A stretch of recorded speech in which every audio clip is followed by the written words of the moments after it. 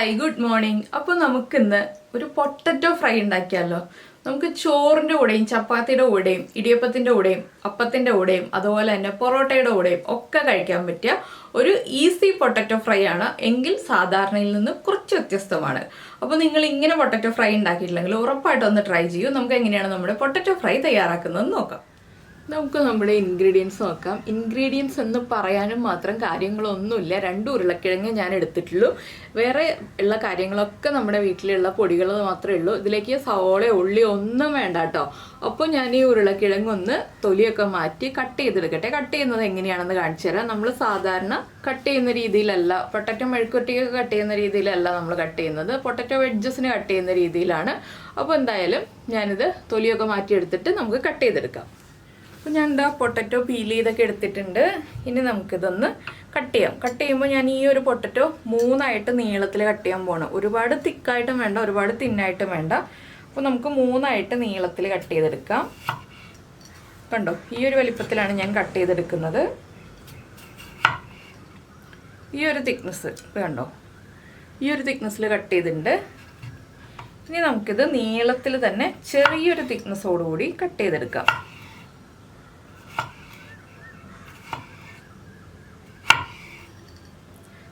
ഈ ഒരു തിക്നെസ്സിൽ നീളത്തിൽ ഞാൻ കട്ട് ചെയ്തിട്ടുണ്ട്. ഇതുപോലെ നമുക്ക് എല്ലാം കട്ട് ചെയ്തെടുക്കാം. അപ്പോൾ നമ്മളൊരു പാൻ ചൂടാക്കാൻ വെച്ചിട്ടുണ്ട്. പാനിലേക്ക് നമുക്ക് വെളിച്ചെണ്ണയോ വെജിറ്റബിൾ ഓയിലോ ഏതാണെന്ന് വെച്ചാൽ യൂസ് ചെയ്യാം. ഞാനിപ്പോൾ വെളിച്ചെണ്ണയാണ് കേട്ടോ ചേർക്കുന്നത്. ഒരുപാട് വെളിച്ചെണ്ണ വേണ്ട, കുറച്ച് വെളിച്ചെണ്ണ മതി. എന്താണെന്ന് വെച്ചാൽ നമുക്ക് വഴറ്റാനൊന്നുമില്ലല്ലോ. ഒരു 1-1.25 ടീസ്പൂണോ അത്രയും വെളിച്ചെണ്ണ മതി. ഇത് വെളിച്ചെണ്ണ ഒന്ന് ചൂടായി തുടങ്ങുമ്പോൾ തന്നെ നമുക്കിതിലേക്ക് പൊട്ടറ്റോ ചേർത്ത് കൊടുക്കാം. ഇതിലേക്ക് കടുക് പൊട്ടിക്കുക അങ്ങനെയുള്ള പരിപാടികളൊന്നുമില്ല കേട്ടോ. അപ്പോൾ വെളിച്ചെണ്ണ ഒന്ന് ചൂടായി തുടങ്ങട്ടെ.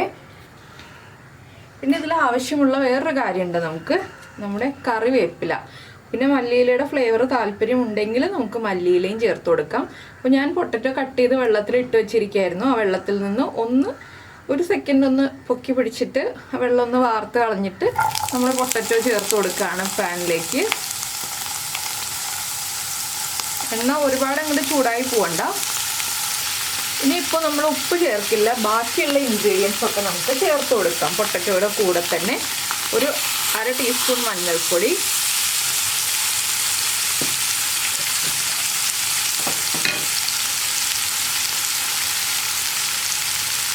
അതുപോലെ തന്നെ ഒരു 2-3 തണ്ട് കറിവേപ്പില. അത് നിങ്ങളുടെ ചോയ്സാണ്. മല്ലിയിലയാണ് ചേർക്കുന്നതെങ്കിൽ കുറച്ച് മല്ലിയില ഇപ്പോൾ ചേർത്ത് കൊടുക്കാം.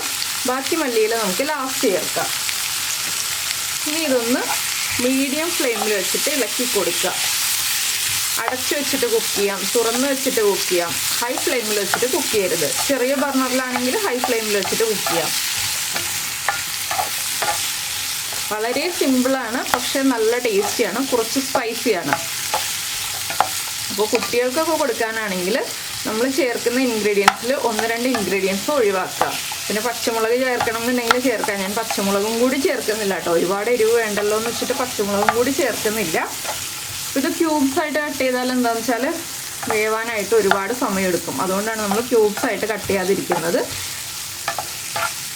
അപ്പോൾ നിങ്ങളിങ്ങനെ മെഴുക്കുവരട്ടി ഉണ്ടാക്കി നോക്കിയിട്ടില്ലെങ്കിൽ ഉറപ്പായിട്ടും മെഴുക്കുവരട്ടി എന്ന് പറയാം, പൊട്ടറ്റോ ഫ്രൈ എന്നും പറയാം, 2 രീതിയിലും പറയാം. അപ്പോൾ ഇതിലുള്ള ആ ഒരു വെള്ളത്തിൻ്റെ അംശമൊക്കെ നന്നായിട്ട് മാറട്ടെ. നമുക്കൊന്ന് സ്പ്രെഡ് ചെയ്തിടാം. ഇടയ്ക്കിടയ്ക്ക് ഒന്ന് ഇളക്കി കൊടുക്കാം. ഒരുപാട് സമയം എടുക്കരുത്. ഇടയ്ക്കൊരു 1/2 മിനിറ്റ് കൂടുമ്പോൾ ഒന്ന് ഇളക്കി കൊടുക്കണം. ഞാൻ കുറച്ച് ചില്ലി ഫ്ലേക്സ് എടുത്ത് വയ്ക്കാൻ മറന്നുപോയി. അതും കൂടി എടുത്ത് വെച്ചിട്ട് വരട്ടെ. ഇടയ്ക്കൊന്ന് ഇളക്കി കൊടുക്കണം കേട്ടോ. അപ്പോൾ നമ്മുടെ പൊട്ടറ്റോയൊക്കെ ഒന്ന് കളർ മാറി വന്നിട്ടില്ലേ. ഞാനൊരു 5 മിനിറ്റായി ഇതുപോലെ ചെറിയ ബർണറിൽ ഹൈ ഫ്ലെയിമിൽ വെച്ച് ഇടയ്ക്കിടയ്ക്ക് ഇളക്കി കൊടുത്ത് കുക്ക് ചെയ്തുകൊണ്ടിരിക്കുന്നു. ഇനി നമുക്ക് ബാക്കിയുള്ള പൊടികളൊക്കെ ചേർത്ത് കൊടുക്കാം. ഉപ്പ് ചേർക്കാം. ഞാൻ ആദ്യം ചേർക്കുന്നത് എരിവുള്ള മുളക് പൊടി, ഒരു 4-5 പിഞ്ച് അത്രയേ ഉള്ളൂ കേട്ടോ. ഒരുപാട് ചേർക്കുന്നില്ല. നിങ്ങൾ പച്ചമുളക് ചേർക്കുന്നുണ്ടെങ്കിൽ എരിവുള്ള മുളക് പൊടി സ്കിപ്പ് ചെയ്യാം. പിന്നെ ഒരു 1/4 ടീസ്പൂൺ ചില്ലി ഫ്ലേക്സ്. ഫ്ലെയിം കുറച്ച് വെച്ചിട്ട് വേണം ഈ പൊടികളൊക്കെ ചേർക്കാൻ. പിന്നെ ചേർക്കുന്നത് നമ്മുടെ കാശ്മീരി ചില്ലി പൗഡറാണ്, 1/4 ടീസ്പൂൺ. പിന്നെ നമ്മുടെ കയ്യിലുണ്ടെങ്കിൽ ചേർക്കാം, ഏതാണെങ്കിലും മതി. ഇറ്റാലിയൻ ഹെർബ്സ്, ഞാനിപ്പോൾ ഒറിഗാനോയാണ് ചേർക്കുന്നത്, ഒരു 1/4 ടീസ്പൂൺ. ആവശ്യത്തിന് ഉപ്പ്, പൊട്ടറ്റോയ്ക്കെല്ലാം ആവശ്യമായ ഉപ്പ് ചേർത്ത് കൊടുക്കുക. അടുത്തതായിട്ട് നമ്മൾ ചേർക്കുന്നത് ഒരു 1/4 ടീസ്പൂൺ പെരിഞ്ജീരകം ചൂടാക്കാതെ പൊടിച്ചത്, ചൂടാക്കിയിട്ട് പൊടിച്ചതല്ല, ചൂടാക്കാതെ മിക്സിയിൽ തരിതരിപ്പായിട്ട് പൊടിച്ചത്. ഇത്രയും ചേർത്തിട്ട് നന്നായിട്ടൊന്ന് ഇളക്കി മിക്സ് ചെയ്യുക. കാശ്മീരി ചില്ലി പൗഡർ ചേർക്കുമ്പോൾ നല്ലൊരു കളർ കിട്ടും, അതുകൊണ്ടാണ് നമ്മൾ കാശ്മീരി ചില്ലി പൗഡറും കൂടി ചേർക്കുന്നത്. ഇനി നമ്മൾ വീണ്ടും ഇതുപോലെ ലോ ഫ്ലെയിമിൽ വെച്ചിട്ട് തന്നെ കുക്ക് ചെയ്തെടുക്കുക.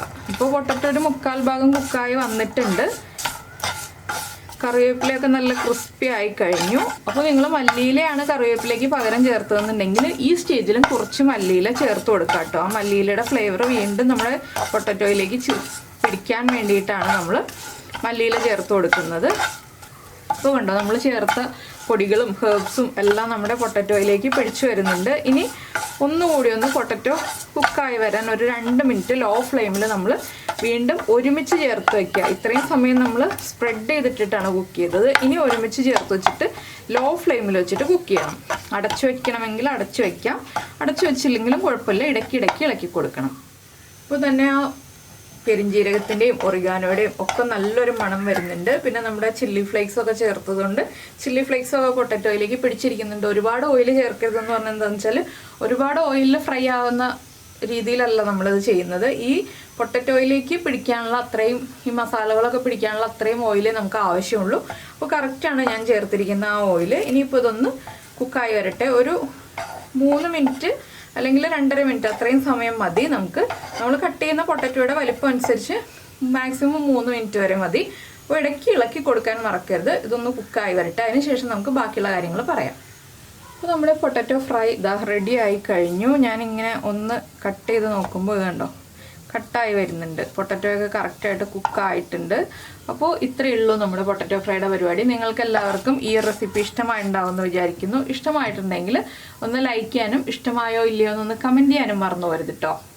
അപ്പോൾ ഞാൻ ലാസ്റ്റായിട്ട് കുറച്ച് കറിവേപ്പിലയും കൂടി ഒന്ന് ചേർക്കുന്നുണ്ട്. നിങ്ങൾ മല്ലിയിലയാണ് ചേർക്കുന്നതെങ്കിൽ മല്ലിയില ചേർത്ത് കൊടുക്കുക. അപ്പോൾ എല്ലാവർക്കും എളുപ്പത്തിൽ ചെയ്യാൻ പറ്റുന്ന റെസിപ്പി അല്ലേ. ചപ്പാത്തിയുടെ കൂടെയും ചോറിൻ്റെ കൂടെയും നല്ലൊരു കോമ്പിനേഷനാണ്. അപ്പോൾ കുറച്ച് തൈരും ചോറുണ്ടെങ്കിൽ അടിപൊളിയായിട്ട് ഈ ഒരു പൊട്ടറ്റോ ഫ്രൈ ചേർത്തിട്ട് നമുക്ക് ചോറുണ്ണാം. അപ്പോൾ എല്ലാവരും എൻജോയ് ചെയ്ത് കഴിക്കുക, അഭിപ്രായങ്ങളൊക്കെ കമൻറ്റ് ചെയ്യുക. പിന്നെ നമ്മുടെ ചാനൽ ആദ്യമായിട്ട് കാണുകയാണെങ്കിൽ നമ്മുടെ ചാനലൊന്ന് സബ്സ്ക്രൈബ് ചെയ്ത് സപ്പോർട്ട് ചെയ്യണേ. സബ്സ്ക്രൈബ് ചെയ്യുന്നതിന് ഈ വീഡിയോയുടെ താഴെയുള്ള റെഡ് സബ്സ്ക്രൈബ് ബട്ടൺ ഒന്ന് ക്ലിക്ക് ചെയ്യുക, ആൻഡ് റൈറ്റ് സൈഡിലുള്ള ബെല്ലൈക്കണും ക്ലിക്ക് ചെയ്യുക. അപ്പോൾ ഓൾ എന്ന് പറഞ്ഞിട്ടൊരു ഓപ്ഷൻ കാണാം. ആ ഓളും കൂടി പ്രസ് ചെയ്തിട്ടുണ്ടെങ്കിൽ ഞാൻ എപ്പോഴും വീഡിയോ അപ്ലോഡ് ചെയ്യുമ്പോൾ നിങ്ങൾക്ക് നോട്ടിഫിക്കേഷൻ വരും. അപ്പോൾ നമുക്ക് നമ്മുടെ അടുത്ത റെസിപ്പിയുമായിട്ട് അടുത്ത ദിവസം വീണ്ടും കാണാം.